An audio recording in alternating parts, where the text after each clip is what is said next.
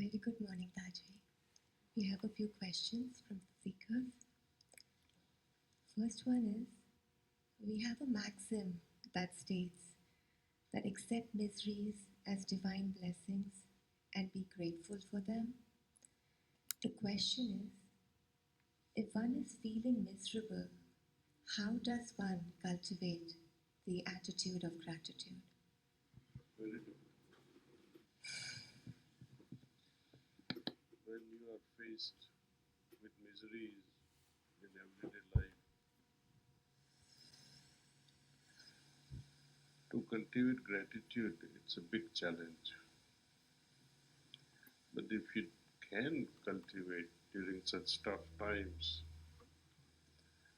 I think you have learned the lessons of life. You have graduated now, so then nothing can shake you after this. So where do we begin? First, I have to accept. If I don't accept the problem, how am I ever going to solve the problem? Secondly, if I rebel, still the problem will remain. And the lesson that I am supposed to learn from that problem will never materialize. You will suffer without taking the benefits of that suffering. So we have to develop a little higher level of maturity within us, that whatsoever comes my way, I am not fully cognizant of what is to be the outcome of this problem. But we seek God's help and say, I'm willing to go through it. Let me see the end of the tunnel. I don't want to escape from this. Let me go through it. Whatever lesson nature has planned for me, let me learn. At the same time, try to solve the problem, try to solve the riddle. And there are many problems. For example, wife running away with someone. How do you solve that problem? Or husband having multiple affairs, and you know it very well. Whole family knows it very well. And you are really going through a miserable state. How do you solve the problem? There are no solution to these problems. Break it as soon as possible.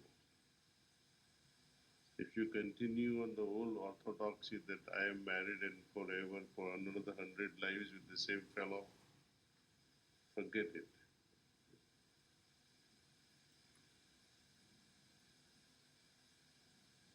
Even in Satyuga,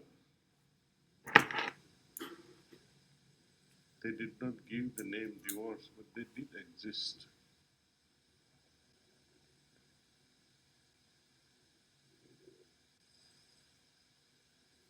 So, and what other miseries a husband or a wife can have in a family life?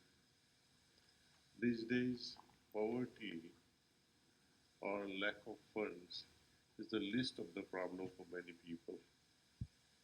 The biggest problem is harmony within the family, and that makes everyone miserable. The cause, whoever be the cause, even that person is also suffering. They know it very well. So the idea is to surrender, and not surrendering as a defeat, but to accept it maturity and then see what can be the outcome, the solution of it. Meditate just before bedtime. Offer the situation to Babaji and see how He helps us sail through each situation. And don't be ashamed of it. Put it forward to Him with a lot of heart. I leave it to you. I leave it in your capable hands. And be at peace. When you are sided with such a personality,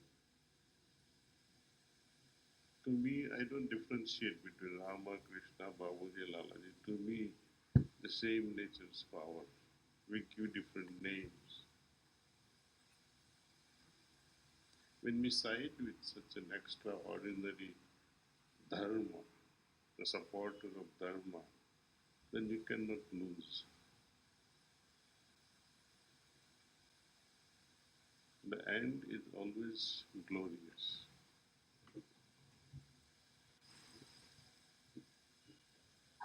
End is not the end of the day or end of the month.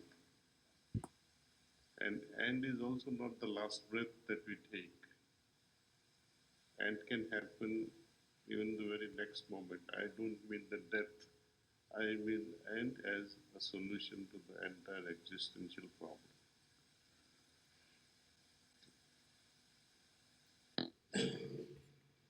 Thank you, Daaji. There's another question.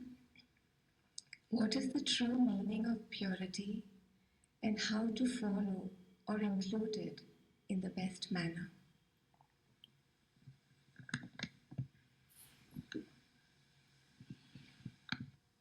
To remain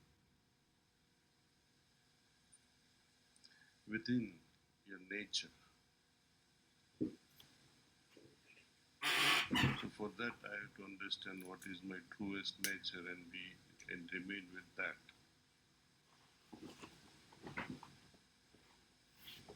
What is the meaning of sin? S-I-N, sin, papam. It only means that whenever we deviate from the source, whatever causes that aberration in my relationship with the truth is impure. Now put it in a very practical way. When I am able to receive the gift, spiritual gift, and I am absorbed in that state, anything that takes away is impure. Anything that can support is full of purity. So I must encourage all those activities, I must encourage all those thoughts, that attitude, that association of people that can embellish my spiritual life. They are fruitful, they are like tonic to my spiritual life. Anything that spoils it is not good. So, to me, a sanctified life,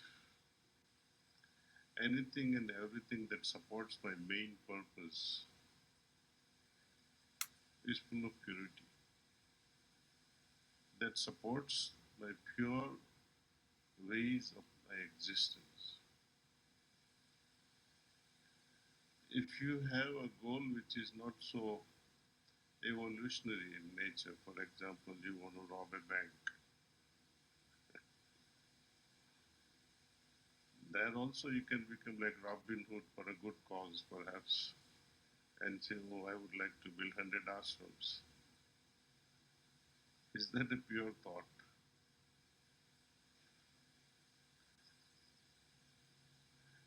Morally, maybe, but legally, it's not safe.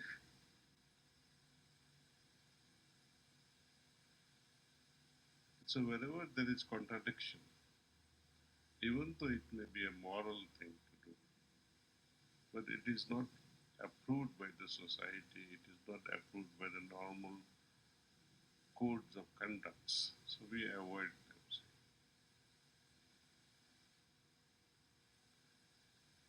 Every time we indulge in wrong thing, heart becomes heavier. becomes impure. Heart, to remain pure, we have to cultivate those good habits, good cultivation of thoughts, so the remembrance of God. There is nothing better to enhance that purity than the remembrance of your beloved.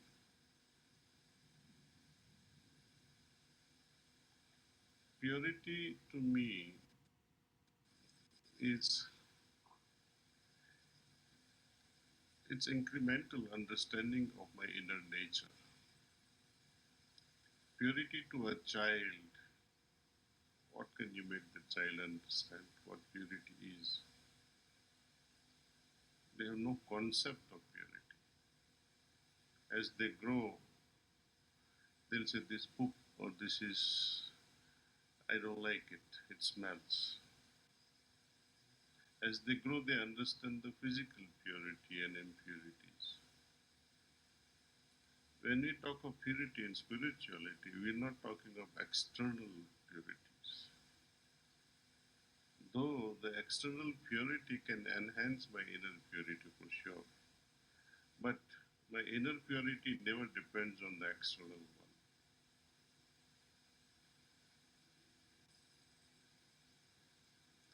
Even a simple thought for a second can ruin my purity.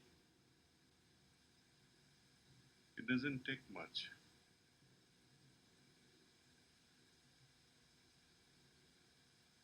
You remember no less a person than Chariji when he was in Shahjahanpur with Babuji Maharaj for almost 2 months or so. And so he was absolutely drenched in that remembrance, being with him all the time. It creates a certain level within you. You can think of nothing else, only you are there, you are in that state. But one day he had to go out for official work to Lucknow or Bareilly, I don't know which station, but it's not important where he went. And he saw the hoarding of a movie star, and for a moment he developed sensuousness. He's there in one of his books.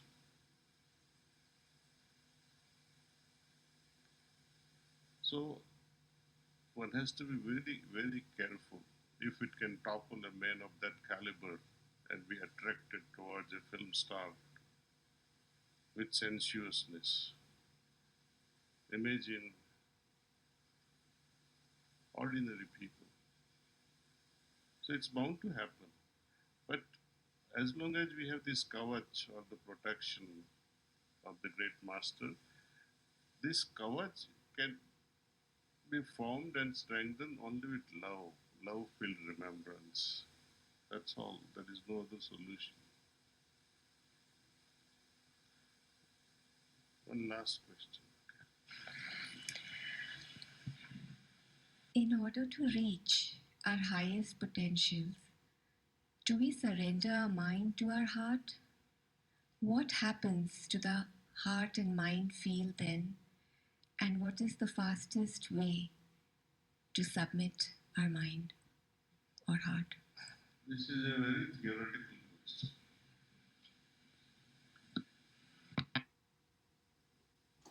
Though we often talk of mind and heart as though they are separate, in reality they are not. The mind is the superficial part of the heart, and heart is the deepest core of your mind. And they are both connected actually. Dr. Vardachari, in one of his talks, I would like, if you can Google, you'll find this talk, Eclipse of Conscience. He explains it beautifully that our heart says so, mind says so, but they are not separate entities. The beauty is when there is the eclipse of both the mind field and the heart field. There is no more confusion. Both are in sync. That's what Swami Vivekananda also used to emphasize, that mind is not your enemy. Babuji also says, mind is not your enemy. It can be your best friend. Meditation helps us to make the mind so regulated that it becomes our best friend. See? And whatsoever you think happens. That's it. Sankalpa Sakti is a byproduct of well-regulated mind. Well-regulated mind is always in sync. It's always centered in meditation. There is no point meditating and become centered. And then after the meditation, you're off-centered. It's like an earthquake, and your center is moved, and you become irritable all day. And then again do the cleaning. This practice will go on and on and on without really taking any benefit. See? Once we are centered after meditation, we try our best, first of all, not to get off-centered, and second, how to increase the intensity of the centeredness or meditative mind. So meditation is to create a meditative state which we can prolong it as much as we can during daytime, and if possible, try to enhance it during daytime with few minutes of micro meditations.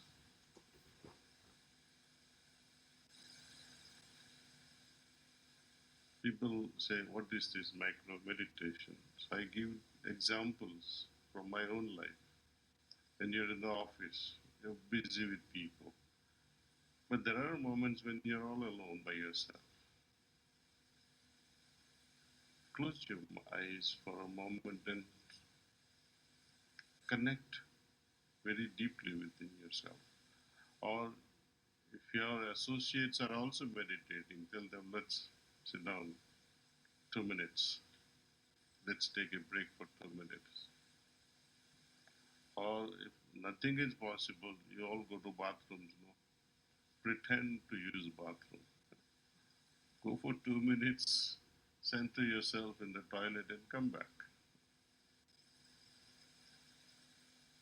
So there is no limit to how far we can center and intensify our absorbency. And absorbency in not nothing, not in the void, but in the remembrance with a lot of love. Because remembrance is a very tricky business. When you hate someone, when you had a fight with your beloved, imagine the remembrance on that day. Remembrance full of love versus remembrance full of anger, hatred.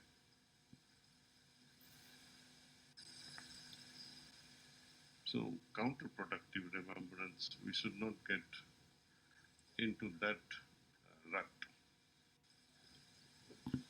But remembrance of a sort where heart melts all the time. Okay, enough.